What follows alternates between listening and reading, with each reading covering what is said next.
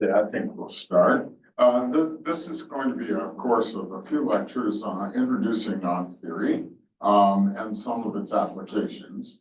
Knot theory is about the placement problem.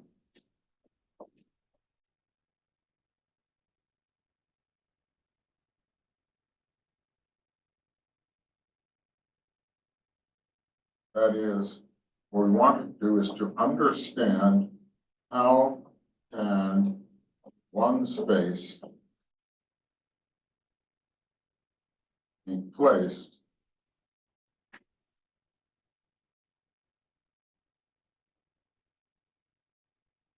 inside another. I'll get used to writing on this board eventually.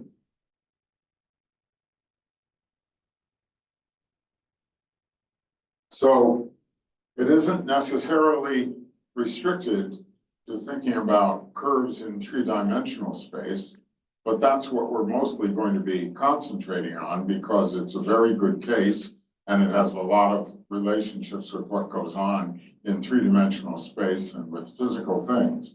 But think about it for a moment. When you're looking at a rope and you say, think of it as a closed loop, like this rope is a closed loop, then this is one way of placing the rope in three-dimensional space, one particular way.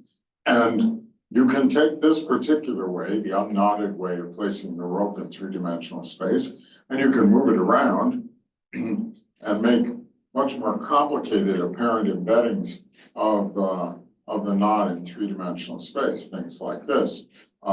That might look knotted. You might wonder, well, is this going to disappear? But of course it does because I made it this way, and this will just fall back into this one, right?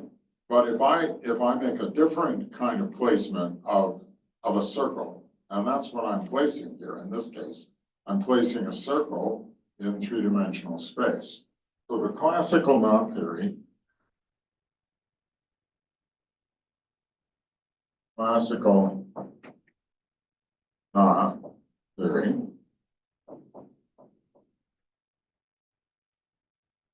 is looking at circles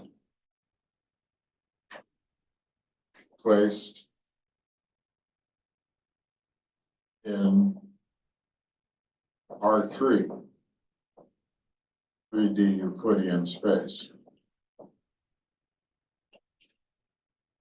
So you have here a circle, but you may be placing it in three-dimensional space in some way that's different from the usual simple circular way. For example, I may place it in space in such a way that I get a knotted curve like that. I can do that here. I can take this and put a knot in the curve and then make my closed circle in three-dimensional space. And now I have a different placement of a circle in three-dimensional space. There are infinitely many. So I call this a knot. And the fact that it's different is the fact that by moving it without breaking the rope, by moving it continuously through embeddings of the circle in three-dimensional space, there's no way to turn this into a single simple circle. But we'd like to prove that, among other things. We would like to prove that there is no way to get rid of this. Magic tricks are based on making it apparently disappear or appear, but in fact, we want to prove that it can't be done if you're going to really restrict yourself to moving it without breaking the ends. This is tricky because there are examples, I'll show you one, of making something like this. And I'm making this in stages. We'll look at this example later after we've had a little more theory. But this is called a square knot, all right? And then I'm going to make this more complicated by putting the rope down through the bottom. And then I'm going to make it apparently even more complicated by putting the rope through the middle of this part in the top. And I end up with this object here, like this. And it looks like it's knotted. It looks like it really is a different placement, but in fact, it's not. It goes away. And how do you know by looking at something whether it's knotted or not? So we have the standard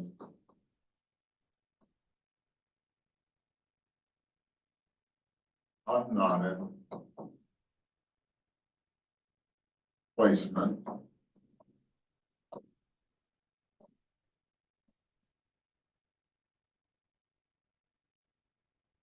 And ask of some other placement.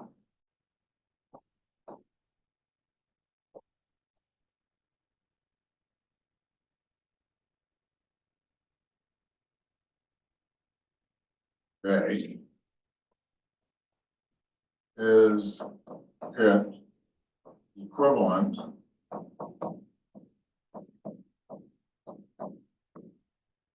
to the unknot?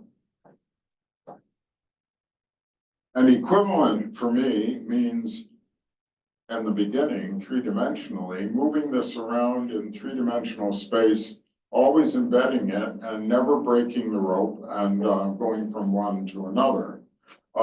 So equivalent means, and I'm not going to go and give you the full definition here, but we could give you something to read. Isotopy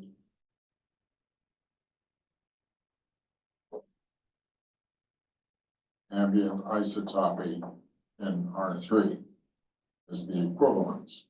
So this means that you would have K0 is equivalent to K1, means a sequence of embeddings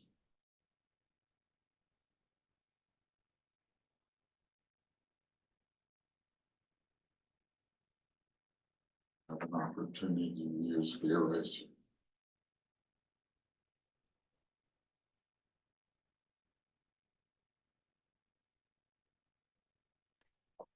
A sequence of embeddings continuous.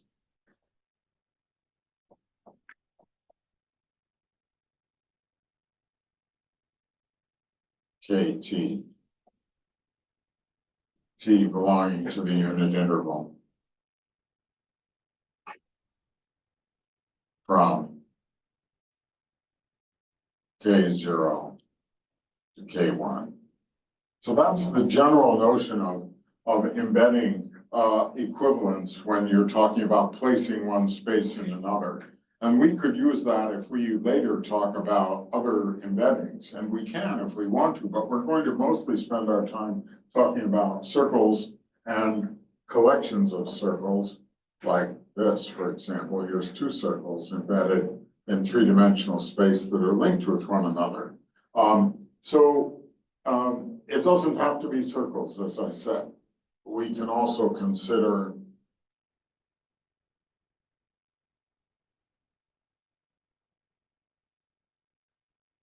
for example, this is a nice example, two-dimensional sphere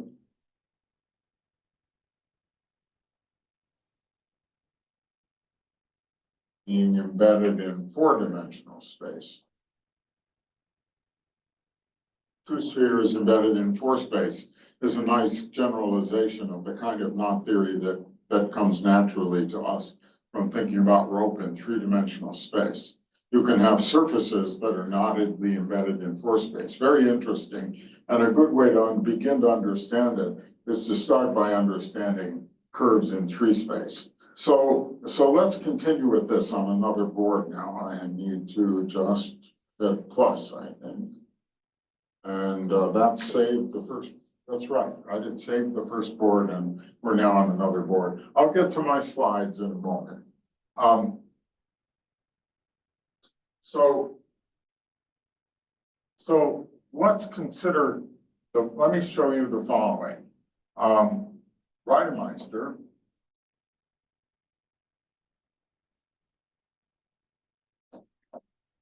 Alexander, Kurt Reidemeister, J.W. Alexander, and Griggs. I think it's, I forgot his initials, his name. They discovered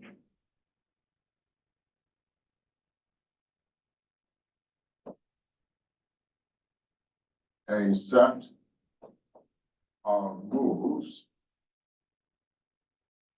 or knot equivalents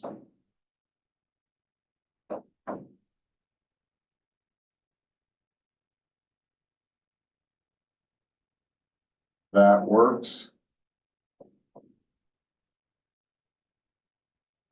for pictorial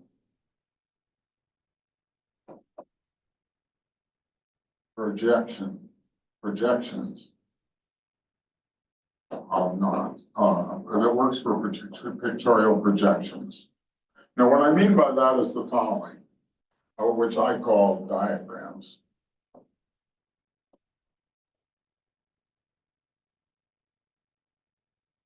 And now we're talking about circles and collections of circles in three-dimensional space.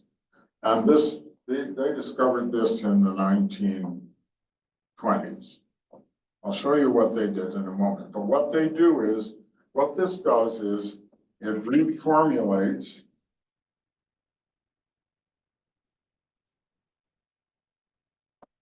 the knot theory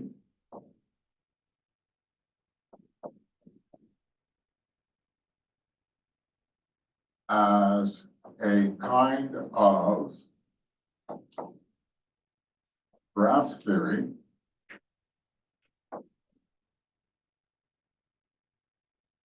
with special moves.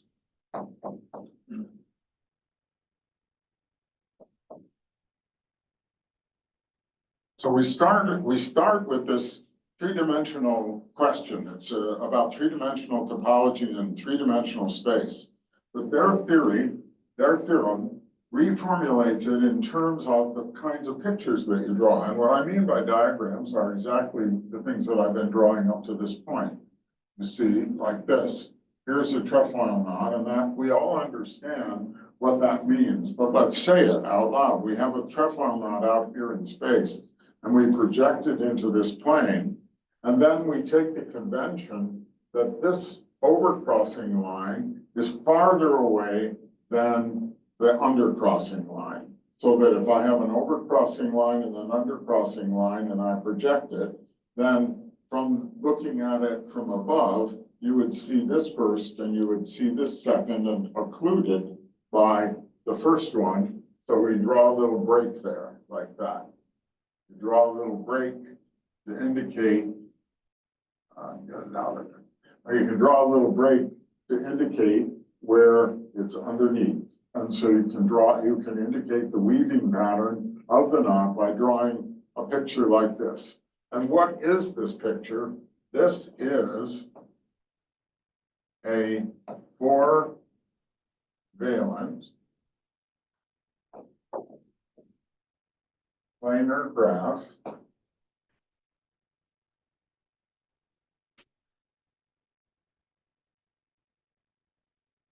with extra structure. And the extra structure is that if you have a node in the graph, then you can look at it either as coming from projection and crossing this way, or as coming from projection and crossing this way. So this notation of breaking a line lets us add structure to the graph. We could have done it another way. In fact, you might, as I use diagrams today, you might try thinking, well, maybe I don't like crossing under and crossing over in that pictorial way. Maybe you would, if you like graph theory, maybe you would like to figure out some other way to label the graph, but that's all we're doing. We're labeling the graph to tell you how to make the knot, right? So it's a graph with extra structure.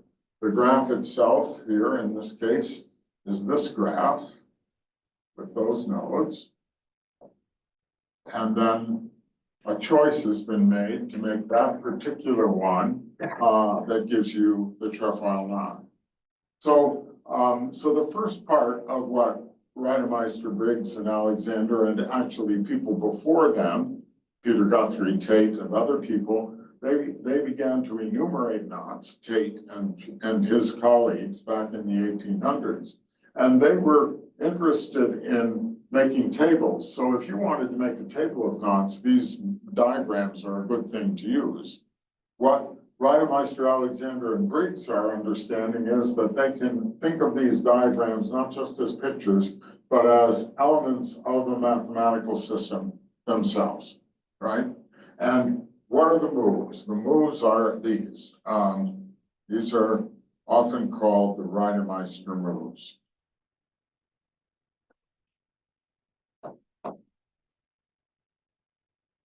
They're really, I'll put them here. They're really the Reidemeister Alexander Briggs moves. It was Alexander and Briggs who did this in the 1920s. Then Reidemeister wrote a book, the first book on knot theory, called Knot and Theory, around 1931 or 2. And he very carefully explained the theory of these moves. I'm going to talk a little bit about the theory of the moves, but here are the moves. I want to show you what the moves are, and we'll play with them. So move number 1 is that you have a diagram and you have a little curl, a one-sided region like this, and you are allowed to remove it or add it. You can go either way. So you can do this to a diagram. Move number 2 is you have a diagram and 2 crossings and a two-sided region, and you can go under and then back under again immediately, leaving this two-sided region just like that, and that can be pulled apart like this. And move number 3 is, how shall I'll do it this way. Move number 3 is like this.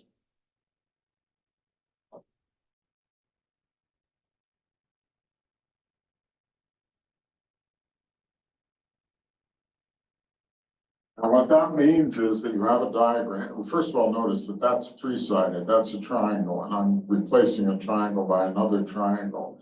And this means that you have a diagram where this occurs, and then you think of this as this line went under here, and then it went under here, and you could cut it out, and you could re-put it under there. Oops, this is sensitive to things at a distance.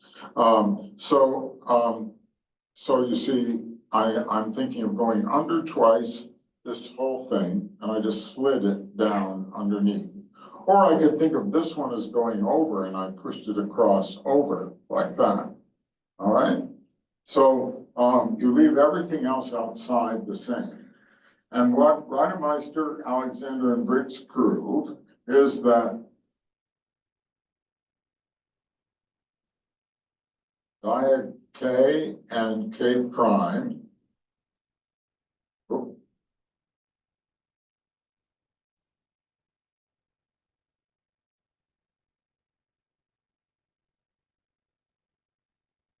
K and K prime are ambient isotopic if and only if a diagram for K is equivalent by Reidemeister moves to a diagram for K prime.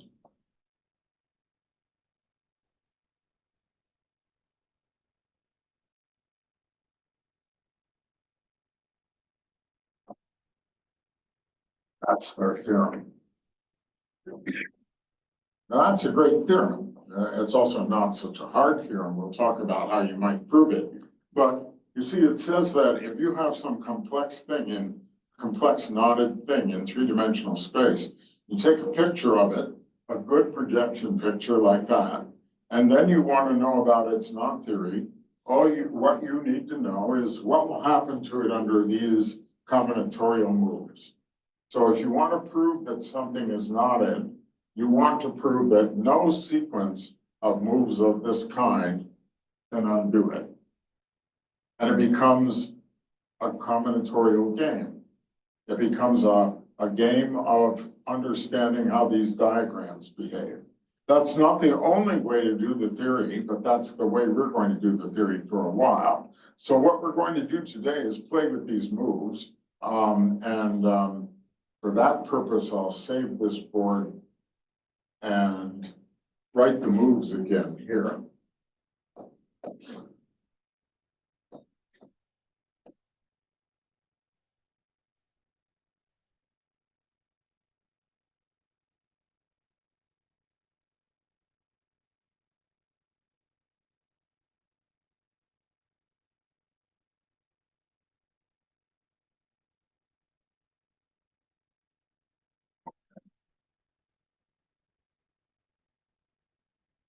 So let me give you an example.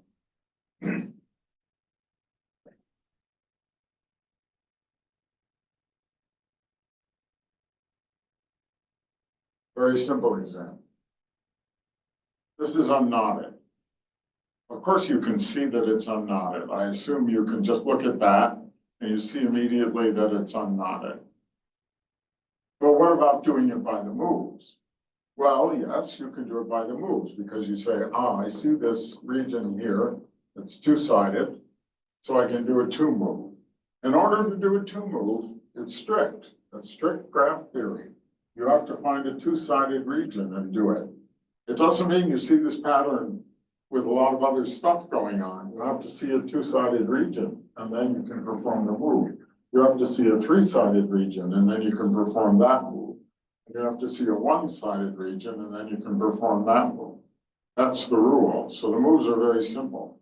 Why do I insist on such simple rules when I could obviously do more complicated things to diagrams? The answer is for the theory. If I know that every isotopy is in fact generated by these simple moves, then if I wanted to analyze whether something can be gotten by those moves, they're simple and I can think about it. So a two move, so this goes by a two move to what? This. And then this goes, as you see, by a one move to this. And in the background,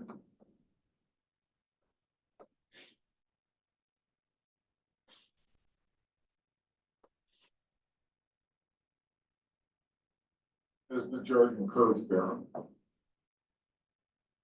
That is, I didn't articulate any move.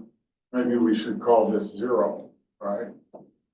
Zero is a homeomorphism of the plane that just takes something that is topologically a little complicated and simplifies it back. But why can we do that? There is another theorem in back of things here, and you probably have heard of this theorem, but I remind you. This is called the Jordan curve theorem.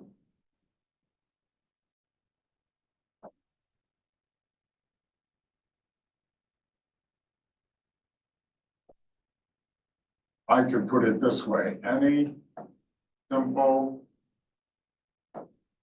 closed curve in the plane is equivalent by Reidemeister moves. No, not by Reidemeister moves. I'm sorry, I don't have moves. Is equivalent topologically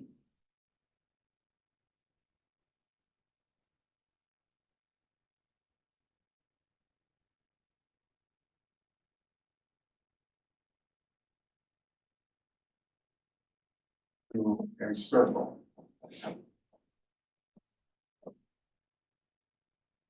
Now, I think I want to talk about the Jordan curve theorem a little bit more than that right now, as long as we're doing it, but we'll come back to it and talk about it rather than immediately, but this is in the background. And so we might have move 0, which says that if you have somebody with a little wiggle in it, then that's allowed to be smoothed out. No crossing worries. You can just make things look better, all right? Topologically better. That's in the background. We're always allowing that. So, so if somebody got to something that looked like this, then this is equivalent to a circle and we don't have any trouble with it. All right? So that was unknotted. What about something more complicated?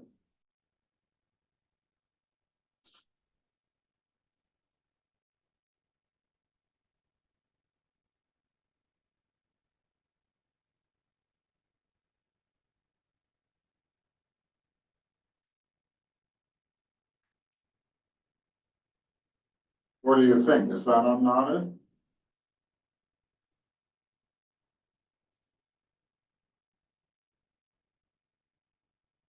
I'm just giving you time to, I'm not really insisting on an answer, but you should be seeing moves in it, right? Remember, you have to look for a 3-sided, a 2-sided, or a 1-sided region. And if you find one, then that's a move. If it goes under, as it should, right? So you're looking for a 2-sided region and you need to see under, or over, then you have a 2 move, right? So in this diagram here, I see a 2 move there. I see a 2 move here. I see some 3 moves, right? Here's a 3 move. This goes doubly over on a triangle. What about 1 move? Well, you might think, oh, there's a 1 move. Well, potentially there's a 1 move if you could sweep those arcs off of the 1-sided region that you're looking at. So we can certainly do some moves on this. And it will be unknotted by those moves. So this, so if I were to do this, I think the simplest way for me to do this is kind of by hand.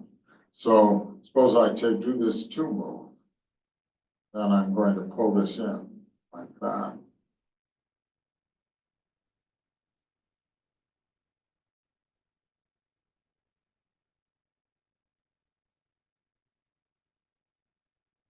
So that was doing a 2 move. And then I can do another 2 move. Let's do that one, this one here. And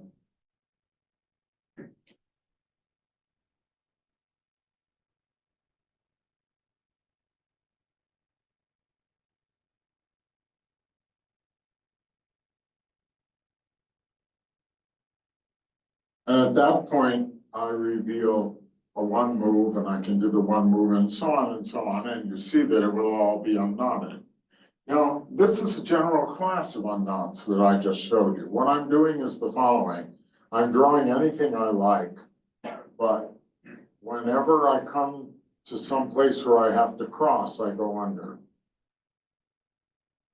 I never go over. I never have to go over. Some overcrossings will occur, but never in my act of drawing. I just come up and I'm going under, all the time going under. And I can draw to my heart's content, and you should try this yourself. And after a while, I'll stop and come back to where I started. And not every 2-sided region will have a 2 move. For example, this 2-sided region doesn't, because this goes over here and under there. So there's no 2 move there.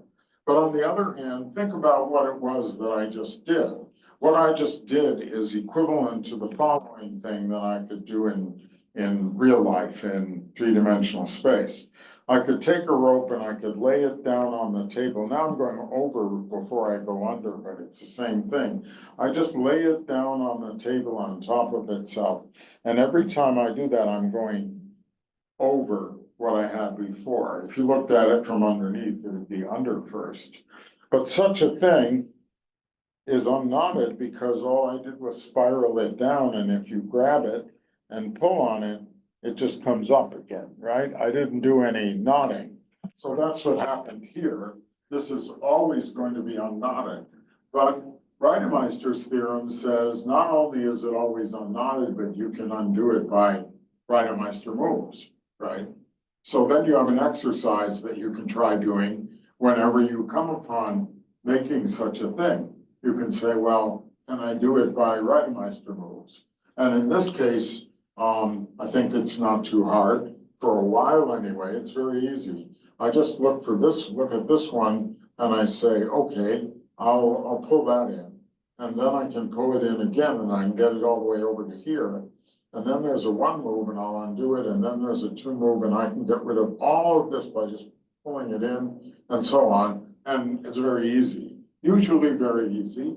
But let's see, let's try another example.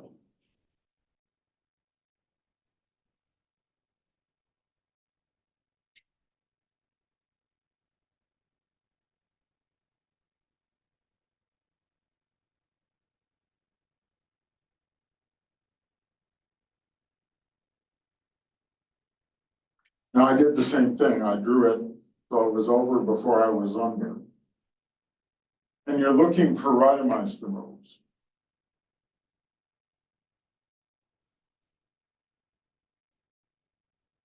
Where are they? What are they?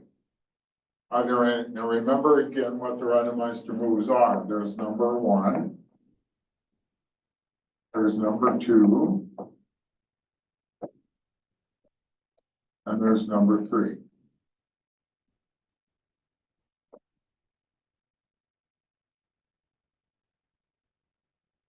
Okay. Do we have any number 1 moves? No. No, right? You might keep thinking, oh, that's a number 1 move, but only if you cleaned it out. It's not a number 1 move as it stands because the rule is one-sided region. Number 2's two-sided regions. Are there any two-sided regions in this example? No. There aren't any two-sided regions at all. And there are a lot of three-sided regions. We could mark them. Here's a three-sided region. Here's a three-sided region. Here's a three-sided region. Here's a three-sided region. Here's a three-sided region. Here's a three-sided region. This has 1, 2, 3, 4. 1, 2, 3, 4.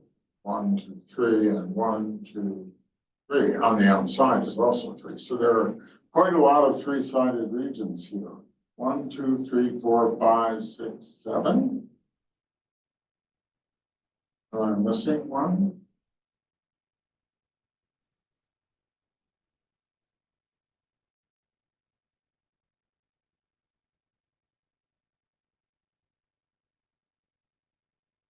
Yeah. 1, no. 1, 2, 3, yeah. 8. I happen to know there should be 8. Okay, so there are lots of three-sided regions, and a lot of them have 3 moves, right? Like this one here, you could do a 3 move on that one. That would be just fine. You could do a 3 move on that one. So let's see what happens if I do a 3 move on that one.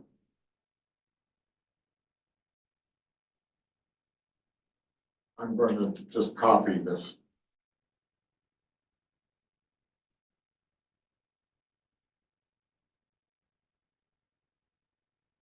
See, the theorem says we can unknot it, but the only moves that are available to us on this one are 3 moves, so we'll try a 3 move. Okay, so I'm gonna do that, and then I'm gonna put it in over there. Okay, that's what the picture will be clear as soon as we do it. So we,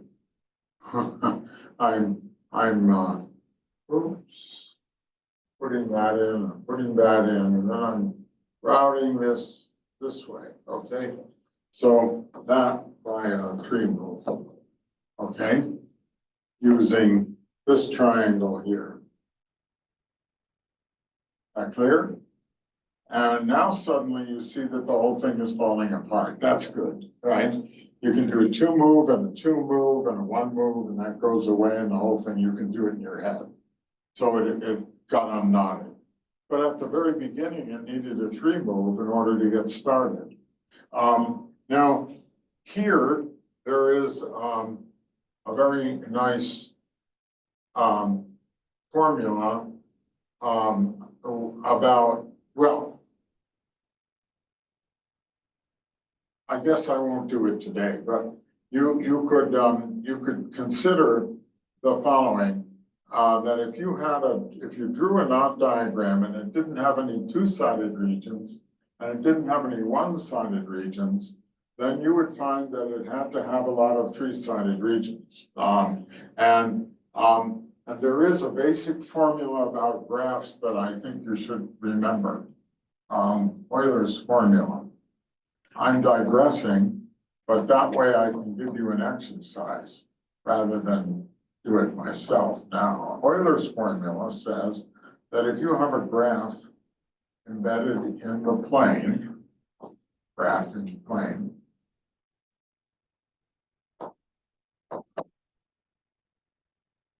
and G is connected, which just means that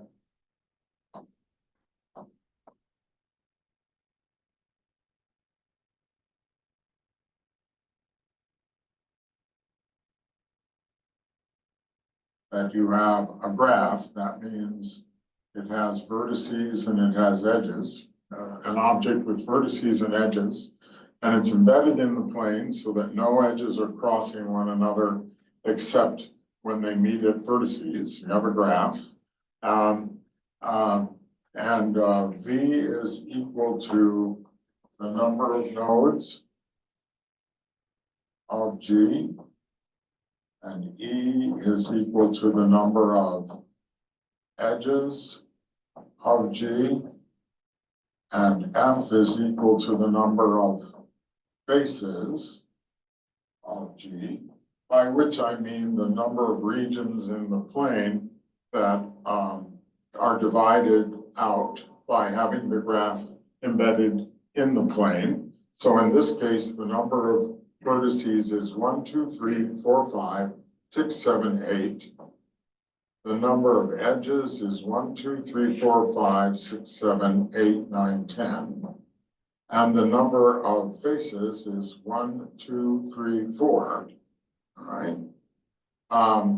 Then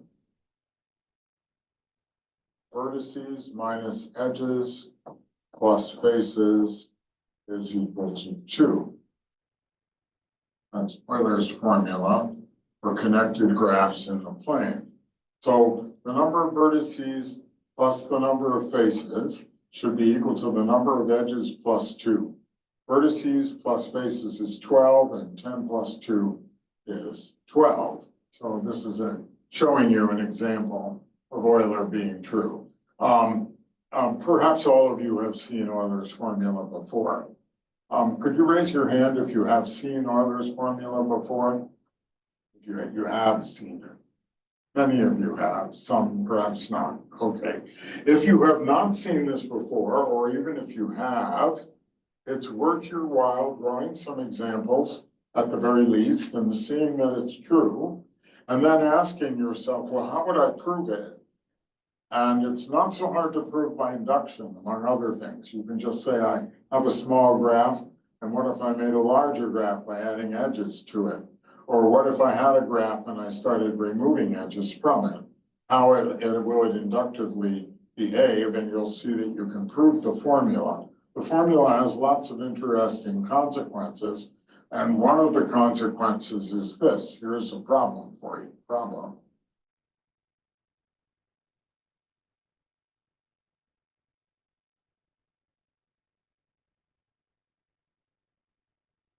Find out what Euler's formula tells you about knot, and link diagrams.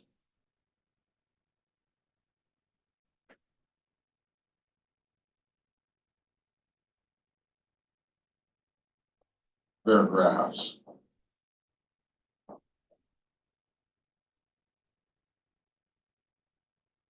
Okay, I leave it vague like that. But you see, the point is, but I will tell you something. All the vertices are of the same type here. They're all looking like that, right? So let's do a little exercise just so we see what we might be able to do. Here's a knot graph, and I'm thinking of it just as a graph, right? And let's see how many vertices, edges, and faces that I have here, right? So the number of, I drew a complicated example. The number of vertices here, the number of vertices is 1, 2, 3, 4, 5, 6. Okay. And the number of edges, 1, 2, 3, 4, 5, 6, 7, 8, 9, 10, 11, 12. And the number of faces, did I get that right? I got all the edges once. And the number of faces is 1, 2, 3, 4, 5, 6, 7, 8. Okay. And Euler is satisfied. 6 plus 8 is 14, which is 2 more than E. Okay. But you'll notice something else. You'll notice that there are 2 more faces than there are nodes in this graph. And well, I claim, for example, we should be able to show that F is equal to the number of faces is equal to the number of vertices plus 2 for valent plane graphs.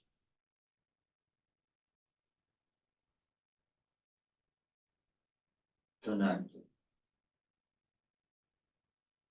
Now, there's more you could show, but that's an example. And so I leave it open to you. What can you do with Euler's formula if you're thinking about graphs like this? Okay, and you can have some fun with that. But now, we were talking about unknots.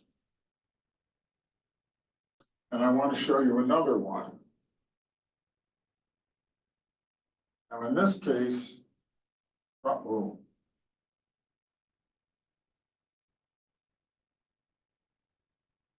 in this case,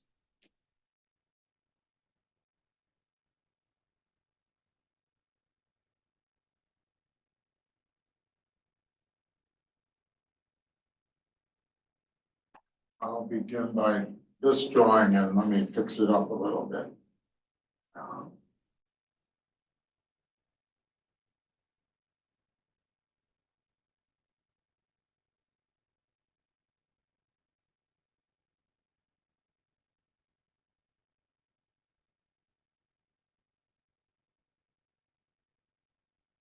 That's better.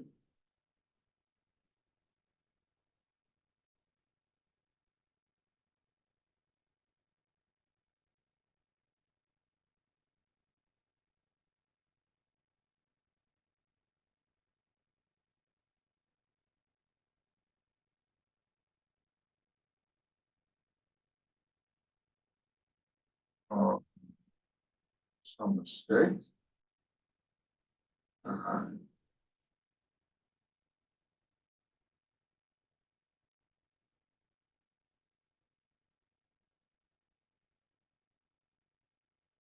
Some mistake.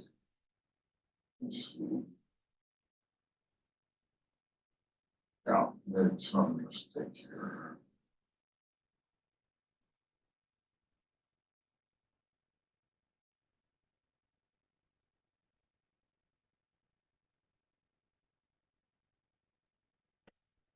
There. Like that? Is it knotted? That's our question. Is it knotted? Now you might think, having looked at some small examples like this one, that the way to see whether something is knotted is to look for Reidemeister rules that would reduce it. So you look at this, and there are no reducing Reidemeister moves, right? You would like to do a two move, but it's not there. So, but that doesn't prove it isn't knotted, because it might be you'd have to make it more complicated. We don't know. This is an example that's unknotted, and you do have to make it more complicated. There are no reducing Reidemeister moves here also. No reducing Reidemeister moves. You could look. Here's a two-sided region, but it doesn't have a move. Two-sided, two-sided. Here's a three-sided region, but it's a woven three-sided region, right? That's always been possible. We're looking at our three-sided region, and it might go under here and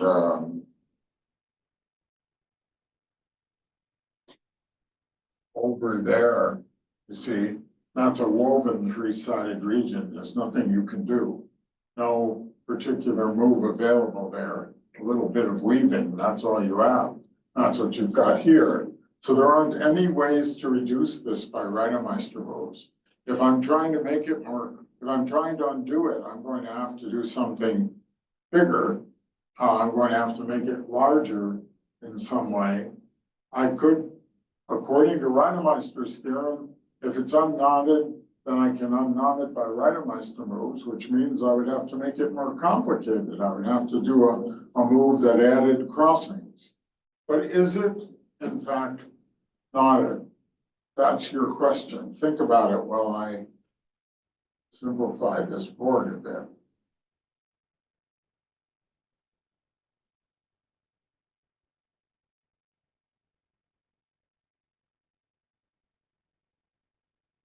That's simplification. Not the best way to do it, apparently. You have to be right on the line. But I'm giving you time to think, I hope. So what do you think? Is it knotted, and is there a good reason why this is knotted or unknotted? I claim it's unknotted. What's a good reason for it to be unknotted? Well, let's make another copy of it. See if I can do that.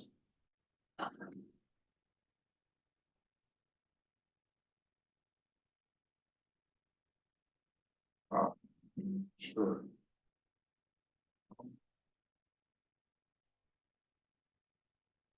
Yeah.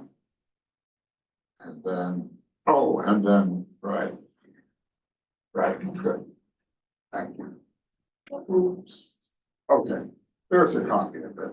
And let's clean the board for this part so you can keep thinking.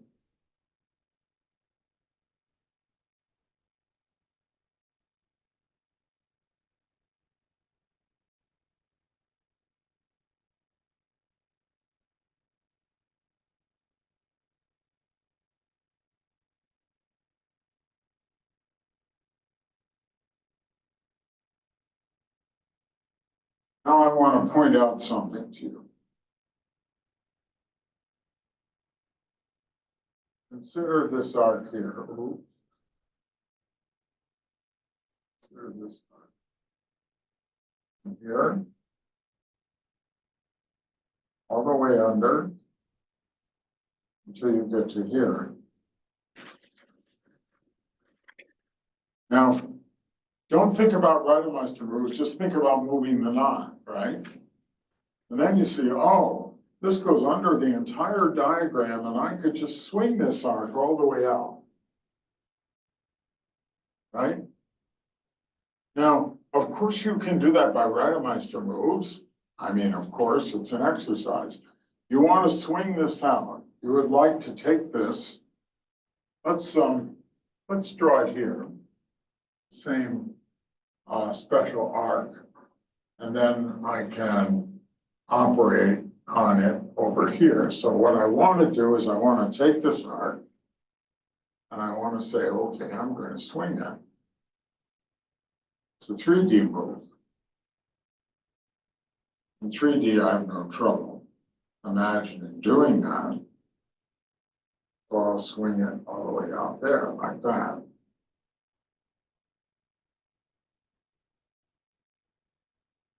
Okay. In 3D.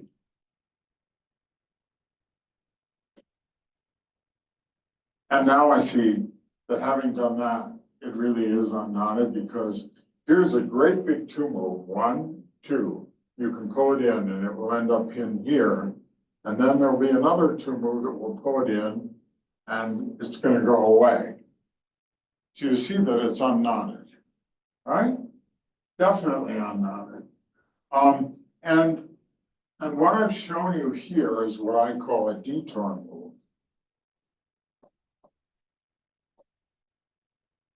Now, a detour move is somewhere in between being a Reidemeister move and being a general 3D move that you could do. But it's a very good kind of move to look for on a diagram. A detour move is a move where you have an arc, and that arc goes entirely under or entirely over some piece of the diagram. And so you can cut it out and put it somewhere else. So a detour move looks like this. You have some diagram stuff, and then you have this arc, which is going underneath this part of the diagram. And maybe there's some other part of the diagram over here. And you can take this and you can send it over to, let's try another color.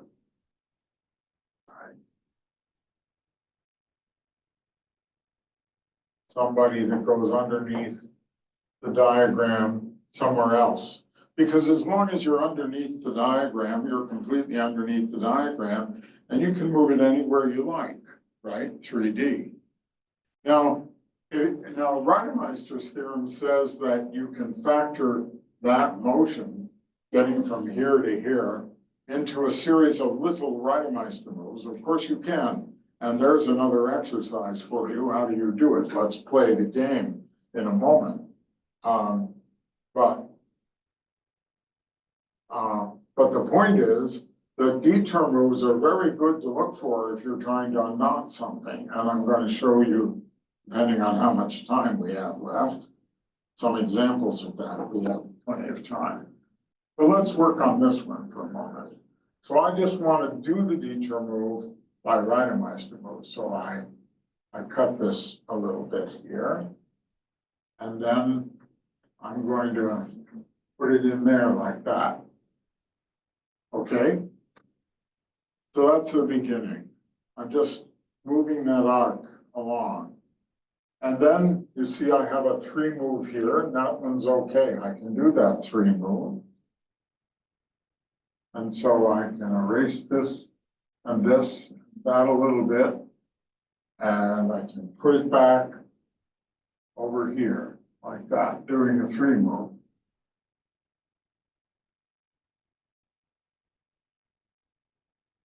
And then here's another 3 move, and I'll move it that way, and I keep on going like that, and eventually take it all the way out. Okay? So you should try some exercises like this yourself. Take a drawing of the initial knot that we had that was unknotted, and then draw a series of drawings that show that you can get from here to here by Reidemeister moves. Do it, actually do it, and do a few more yourself, and you will get used to how this works. But you can always take a detour move and turn it into a whole series of Reidemeister moves. So that's the basic fact about detour moves, that any detour move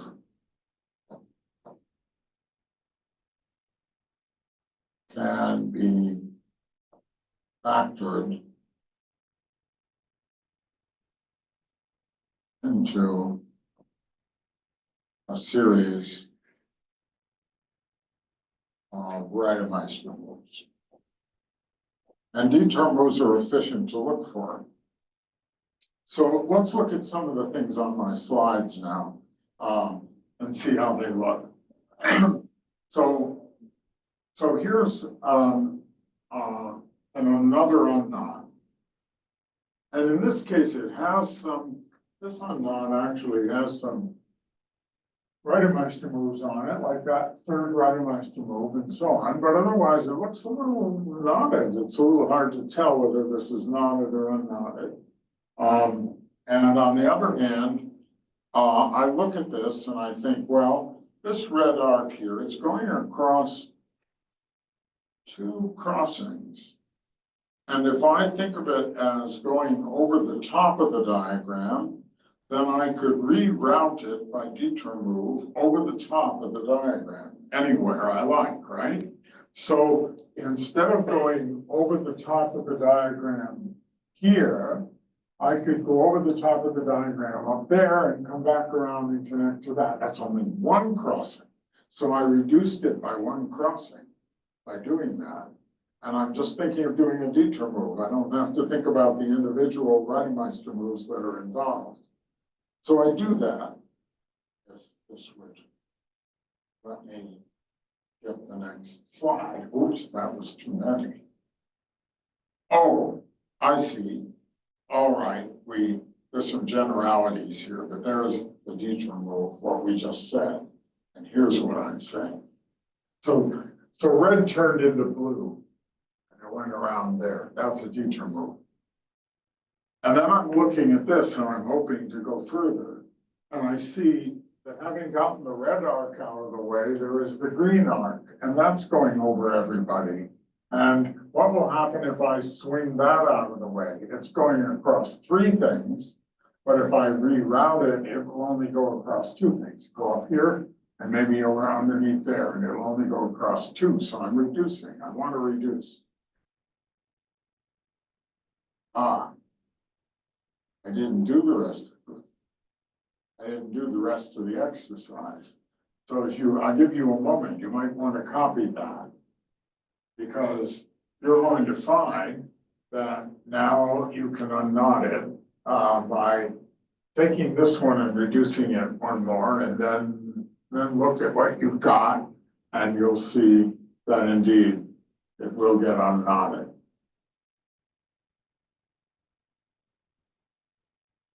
So I suggest you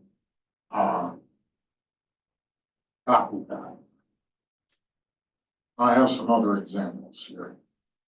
Oh, I did do it, didn't I? Yeah, okay. So this is what we had in the previous slide.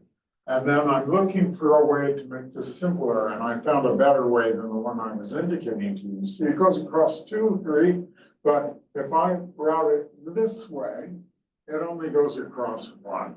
So I got it reduced a lot. And now I have this red arc, and it's going across 2, but obviously I can bring it up here and it will only go around 1. And we're getting unknotted. So detour moves are probably the best way that we know, us people trying to unknot diagrams, of looking for ways to unknot a diagram if we have one in front of us, because they are much bigger than Reidemeister moves. And if it's unknotting that you're looking for, then it seems you can reduce things by using the detour moves. So here I showed you one more step, and by now it's clear that it's unknotted. I see I did it completely. You'll get these slides so you can look at this. This is a 3-dimensional image of that very same knot. And even now, now that you've seen that by looking for detour moves, you can unknot this. It still has the aspect of looking knotted. It's not so obvious that things are knotted or not. The next slide is a is a picture of a diagram constructed by Professor Oki. And let's see. It can be unknotted by detour moves that don't increase the number of crossings. But the initial detour move will have to keep the number of crossings constant. That's its fact. Here's the diagram. This is unknotted. And you can look for detour moves, but you will find that they aren't necessarily going to reduce the number of crossings. And I point out to you that an ordinary, by now for us, Reidemeister 3 move like this is actually a detour move.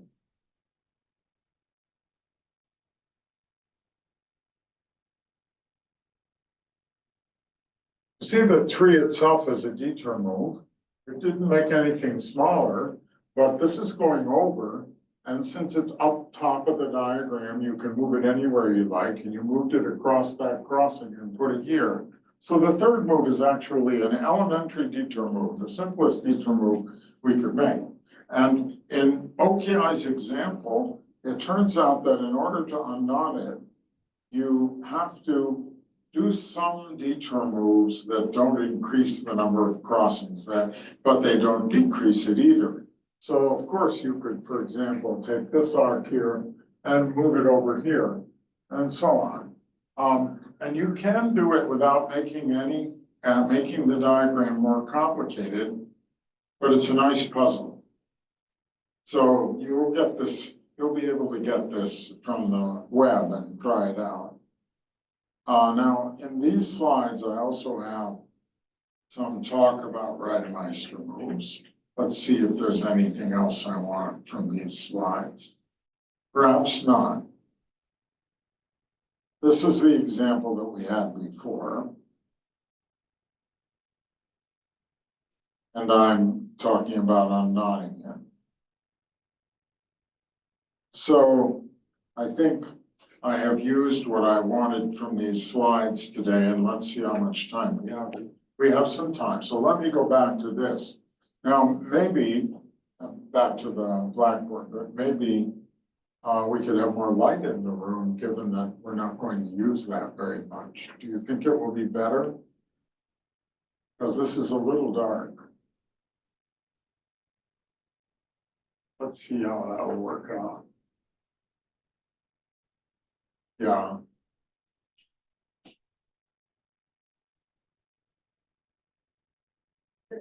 Maybe just in the room and not over that. Yeah, I think that's good. Don't you think so? Does that make it easier to see the board? I hope. All right. So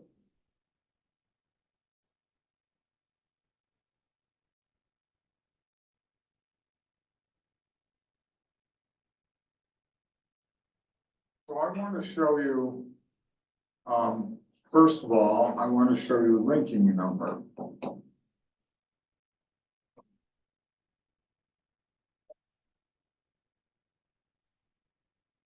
I'm going to do it just using Reidemeister move point of view.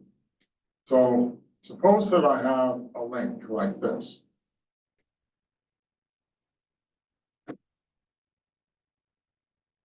And I orient it.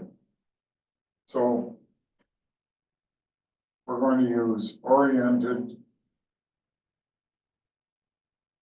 diagrams. So that just means that each component in the diagram has a circulation direction attached to it like this. Okay? And the reason for that is that I want to think about how many times does one component go around another. And so it's a good idea to have an orientation direction for that. So it just means that. And then I'm going to define a sign for a crossing of two lines that are oriented. And this is going to be a plus crossing. And this is going to be a minus crossing.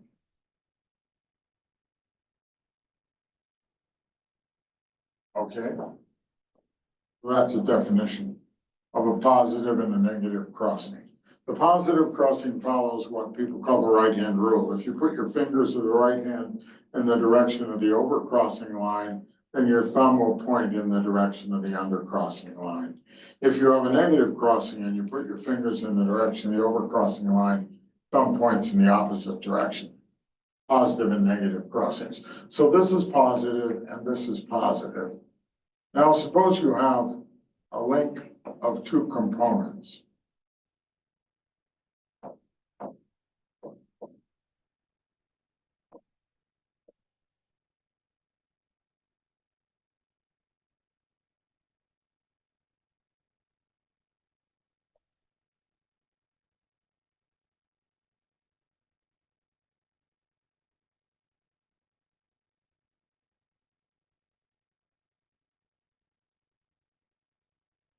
Like that. Then I'm going to define the linking number. Oh.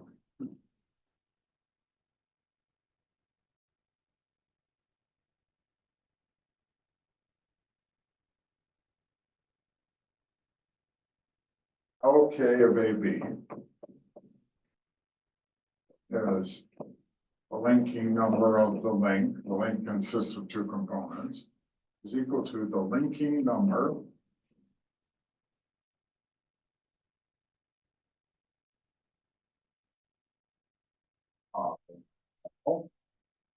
and it is by definition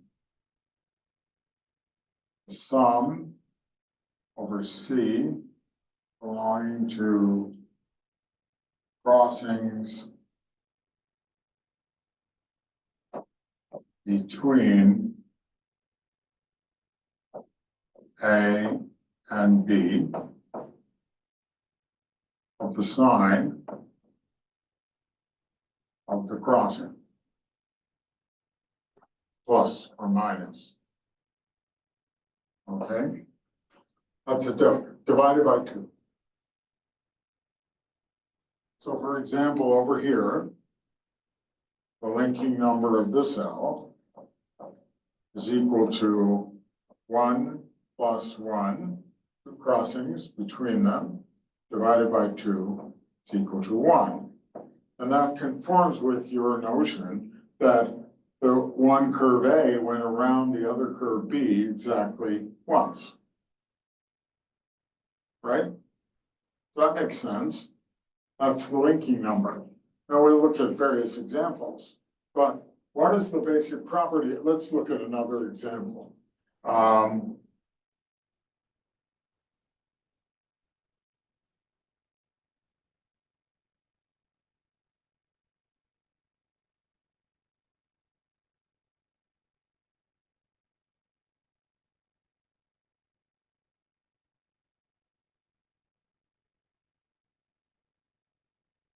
Now I have two components here. Maybe we should make one of them a different color so you can see that it really is a different component.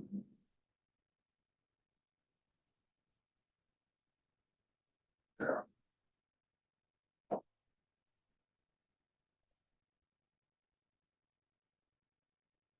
We have A and B.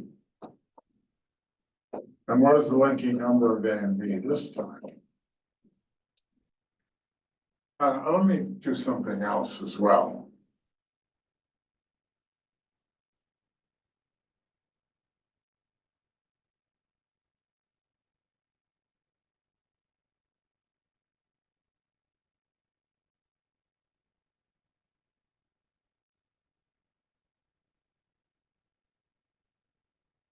Okay.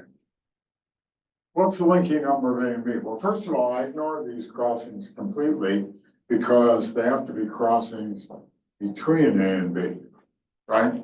So I'm only concerned with these 4 crossings here. And what about their signs? Well, that one's plus, and I see that they're all plus in this case. So I get 1 1 plus 1 plus 1 plus 1 divided by 2, I get 2.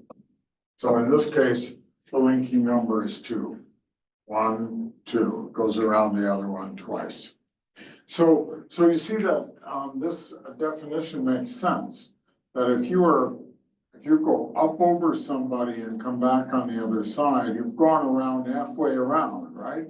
And if you go up over somebody and then come back where you came from, then you went around twice, and that's one full turn. And in order to do that, if you aren't in projected cross section that way, then you would have 2 crossings.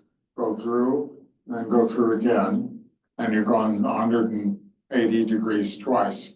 You get 360 degrees. So I divide by 2.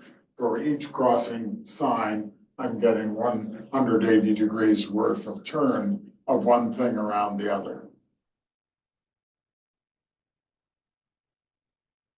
And that's the linking number. Now, what's the basic theorem about the linking number? Proposition.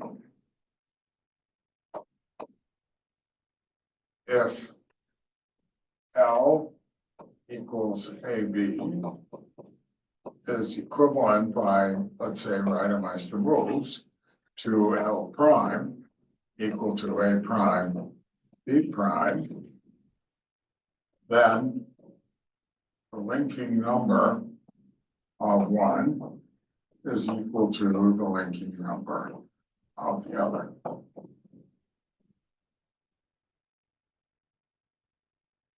And we want to prove that.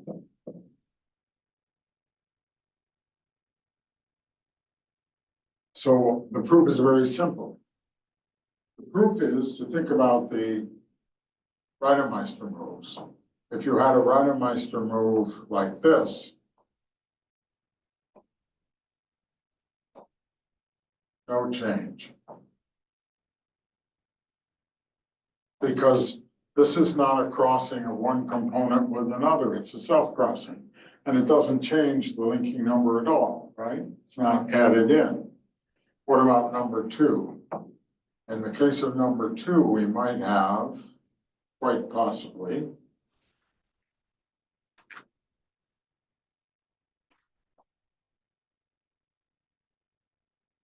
we might have a crossing.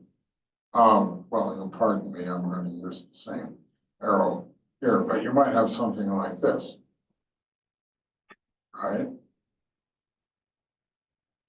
Red is crossing blue, so we really need to count both of these crossings. And what about this crossing? This crossing is plus, but this crossing is minus. So here we would have 1 minus 1 plus stuff divided by 2. And when you pulled it apart, pardon me, I'll just use the same color. When you pull red, blue, when you pulled it apart, then you would have just stuff divided by 2. They're equal, right? Because the only change in the linking number calculation when you do a 2 move is at the 2 move, and at the 2 move, if these are 2 different components, then one is plus and one is minus, and it doesn't add into the linking number at all, right? So when you pull it apart, it doesn't change the linking number. And what about 3? Well, you might have a component blue, and you might have another component that's blue, and then maybe you had a red component, like that. And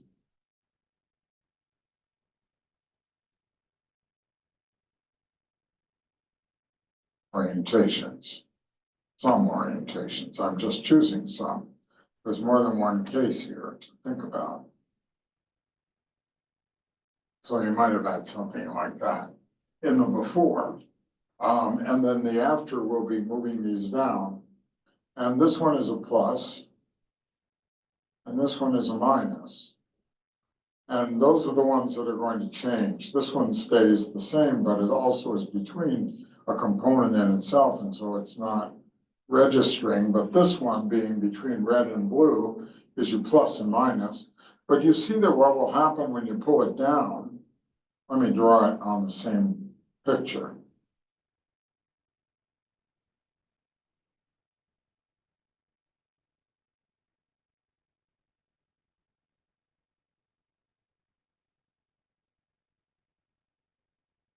And this one is minus and that one is plus. So you see that what happened when we did the move is that these contributed a plus and a minus, but they contributed a minus and a plus when we turned them around. Now in that case, they were both contributing 0, but that didn't have to happen. It could have been that this one was actually also a plus. It could have happened. Let's do it by erasure on this one. I'm going to change this. And I'm going to change the orientation on this one.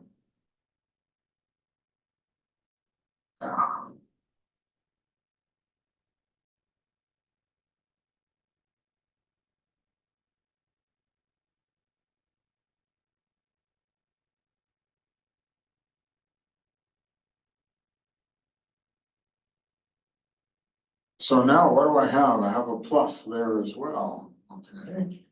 And down here after the move happened, I still have a plus.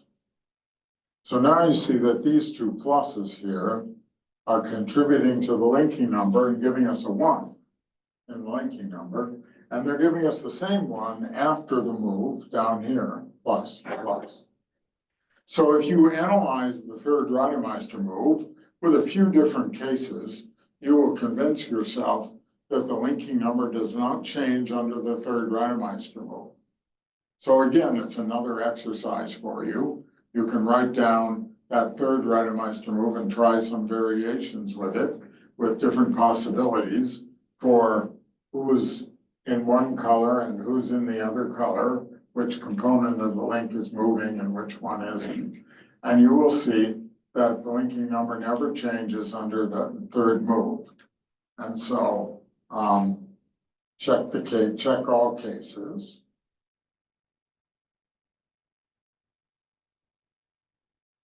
And we're done. Okay, so that's the sketch of the proof. And I suggest you should fill in this sketch to fully convince yourself that we have a linking number that's well-defined and invariant under the Reidemeister moves. So what does that mean? That means a lot. It means, for example, that since this has linking number 1, implies that this little link here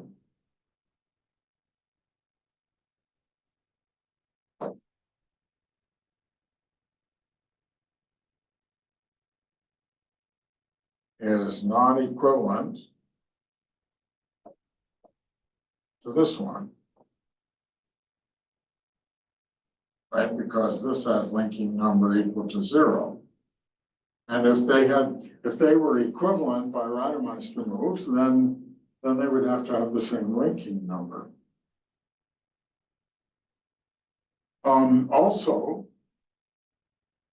suppose you took this link, the very one that we were just working with, and reversed the orientation on this component. Call this one L tilde. Now what's the linking number of L tilde? Think for a moment before I write it down. It's -1.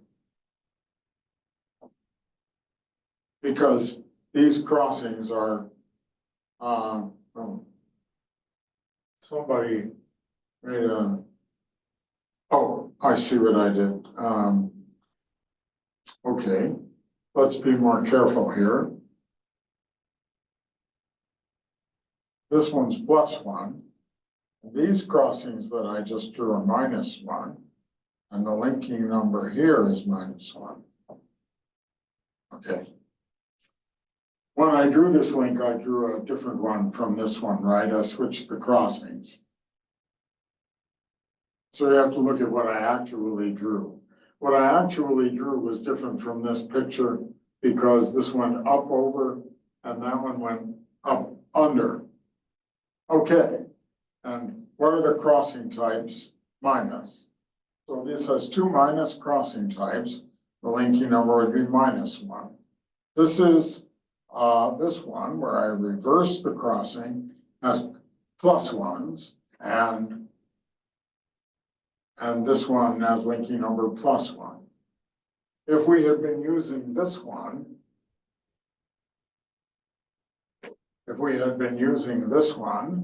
and I were to draw, let's go back to black.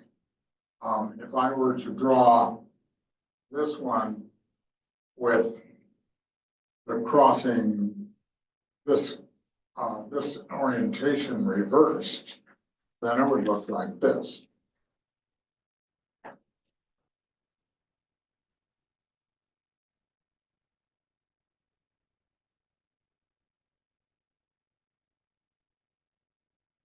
And as you see, I'm going to call that one a prime.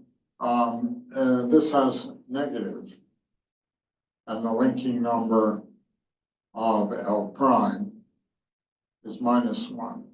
If the linking number is -1 and the linking number of somebody else is +1, then you can't get from one to the other.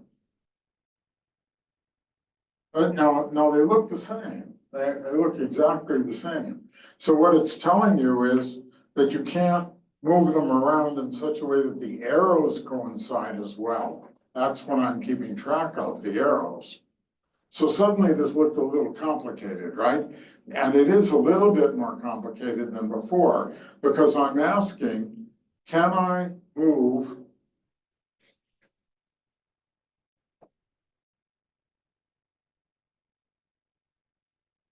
this picture,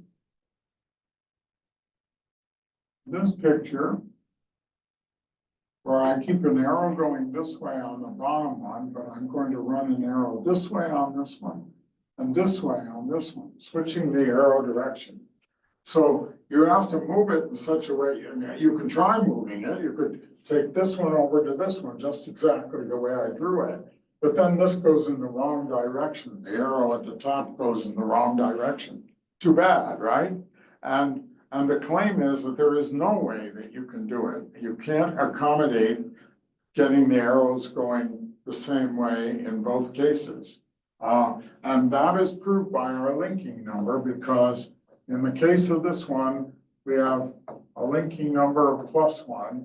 And in the case of this one, we have a linking number of -1. So linking number can tell you some subtle things. And you might think, well, linking number is going to tell us everything that we want to know about links. It's not telling us much about knots, but it's telling us a lot about links, but not everything. Let me show you.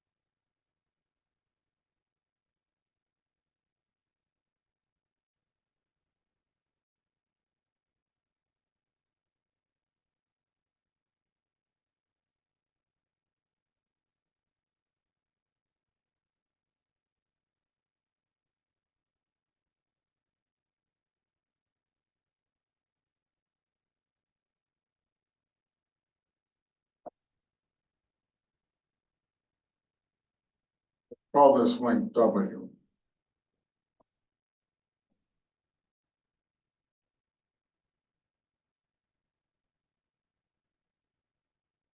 It's called the Whitehead link after J.W. Whitehead. J.H.C. Whitehead, sorry.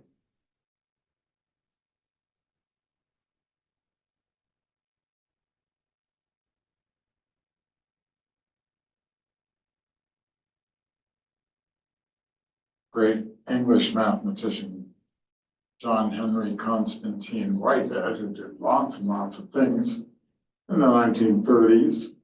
And he saw this link. And I want you to calculate its linking number.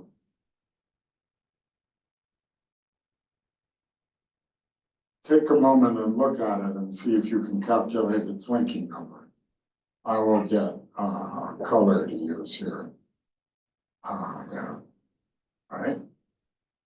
So these crossings are irrelevant, right? They're crossings of this component A with itself.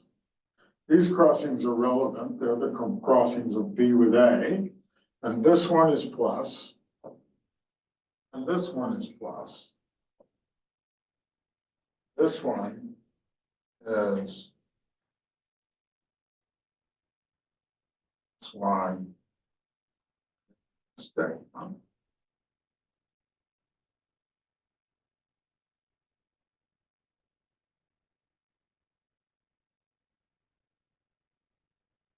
Oh, yeah. This is the most common possible error that a person can make. You see, I wasn't watching which way I was drawing my arrows. You too will make this error. Let's say I like this arrow going up, in which case it has to continue to go up as it goes all the way around. And I have made a whole series of consequent errors on my arrows here. Now it's working. Okay, so let's fix. All right, now I like this arrow to go up, and then it's going down, and now it's going down, and now it's going down. Now it's going that way, over here, and here, and around, and all compatibly around. Okay, now we're in better shape. But what about the signs that we're looking at? Okay. Oh my. Should have erased all those calculations as well. Okay, now we're in better shape. We want the signs of the crossing. This one's plus. But this one, you see the arrow went down. It's called minus, minus. And this one, minus. And this one, plus. So I have two pluses and two minuses. This one going down got me a couple of minuses. This one going up got me a couple of pluses. So the total linking number is 0.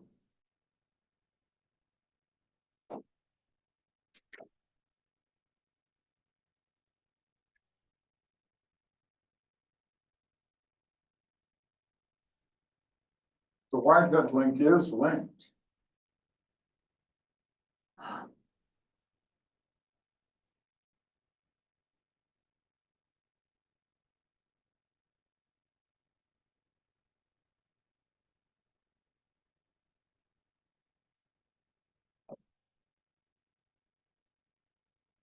It is linked.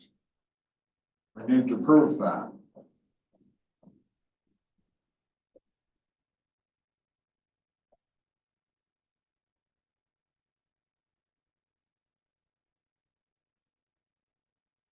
This is a link that's linked, but the linking number is 0. No linking number, but it's linked. If you were to make it, you can easily make it and see that it won't come apart. Let me see if I can make you one. We are needing a ring, and we have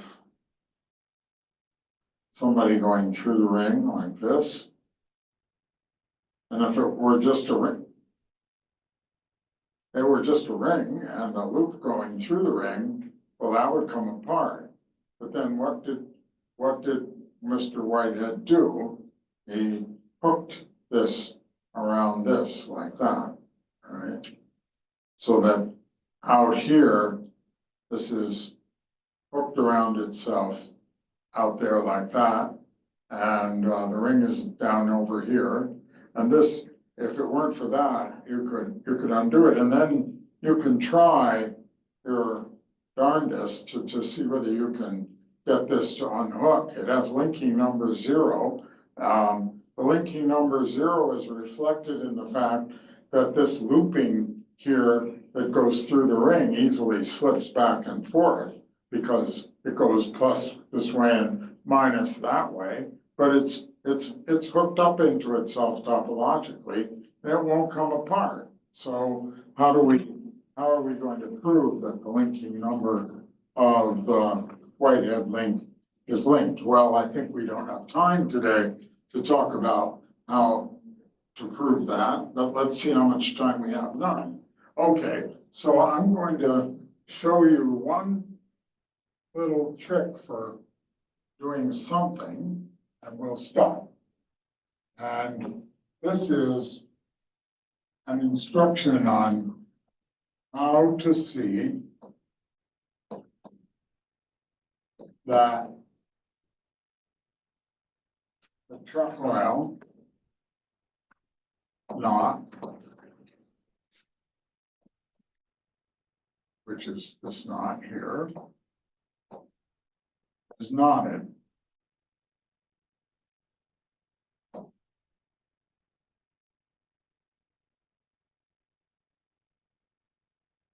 Color the edges. The edges as arcs.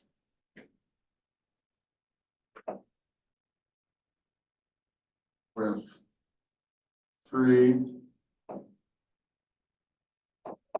colors.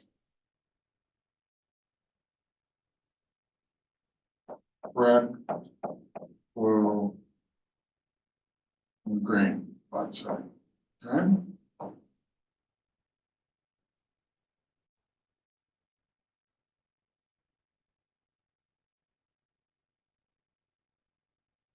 Certainly you could do that, but then use the rule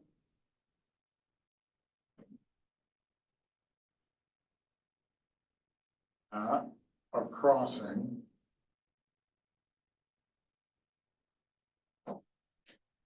three or 1.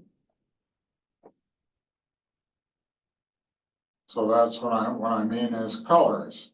So if you saw it crossing red and blue, then this one would have to be green.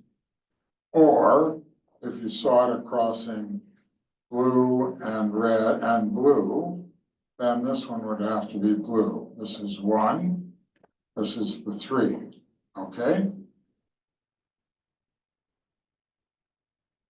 A coloring rule. And then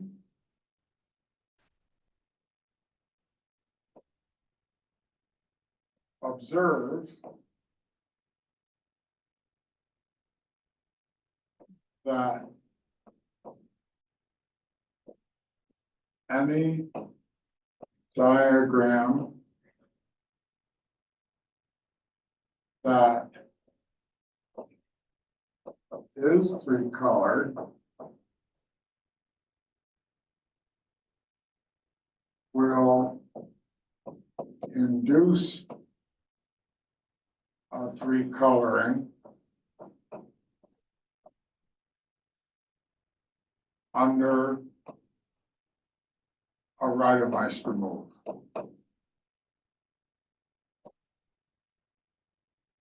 Any knot diagram.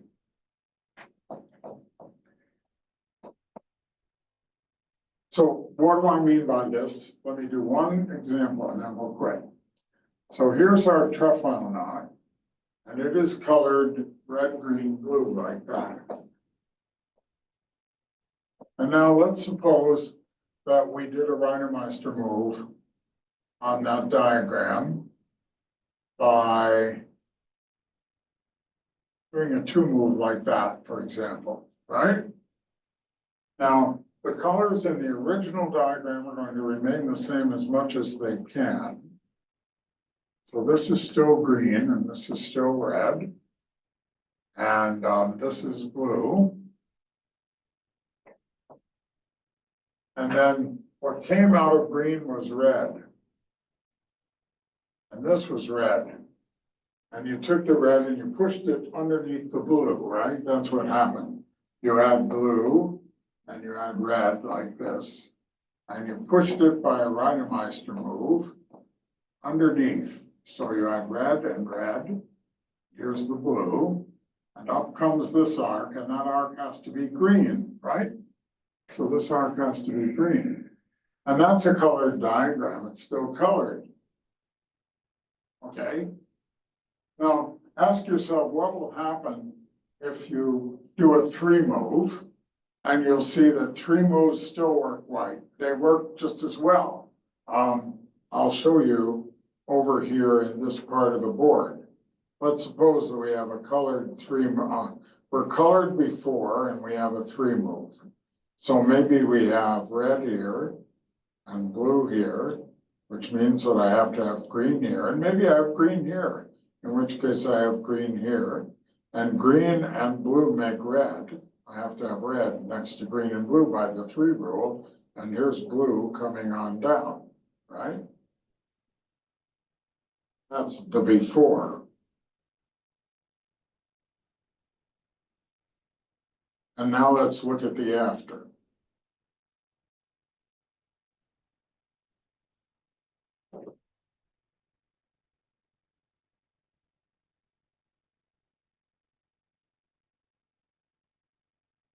So what is the issue? All these colors, we have to keep them the same as much as possible. We had red coming in here, we had red, we had green over here. We had green up here. Green to blue make red, as it was before.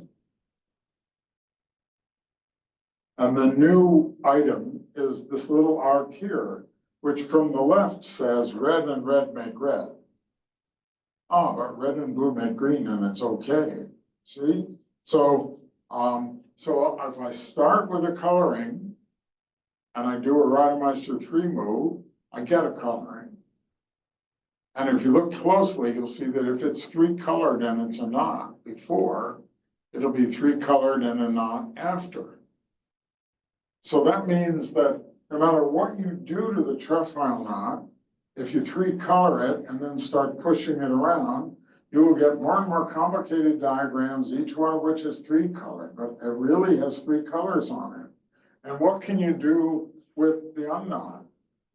Nothing. The unknot, if you do the same induction of coloring, you can color the unknot. Say you color it green, fine. Now you move the unknot on itself by a Reidemeister 2 move, but by the 1 rule, green into green touching green produces green. So you never get out of green. You just keep on coloring it green forever. So you can get lots and lots of complicated unknots, and they're all colored green if they started in green. They're never colored with 3 colors. So the fact that 3 is not equal to 1 ends up proving that the trefoil knot is non-trivial. So that's the simplest proof I know that the trefoil knot is non-trivial. It isn't a linking number, but it's sort of related to linking numbers. And we'll see more about that coloring idea and what it means algebraically next time, which is Wednesday. So I'll stop.